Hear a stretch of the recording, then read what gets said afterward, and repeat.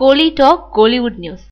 MGR film சிட்டிக்கு வரும் அஜித். சிவா இயக்கத்துல அஜித் நடிச்சிட்டு வரும் விவேகம் படத்தோட ஃபர்ஸ்ட் லுக் போஸ்டருக்கு கடும் விமர்சனங்கள் எழுந்தது. ஆனாலும் அஜித்தோட ரசிகர்கள் மத்தியில விவேகம் ஃபர்ஸ்ட் லுக்கு மிகப்பெரிய வரவேற்பு கிடைச்சது.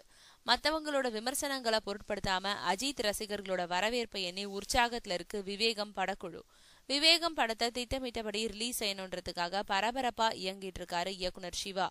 விவேகம் படத்தோட படப்பிடிப்பை மீண்டும் பல்கேரியாவில இந்த மாத இறுதிக்குள்ள நடத்தி முடிச்சிட்டு மார்ச் மாசத்துல எம்ஜிஆர் பிலிம் சிட்டியில படப்பிடிப்பு நடத்த திட்டமிட்டிருக்காங்க.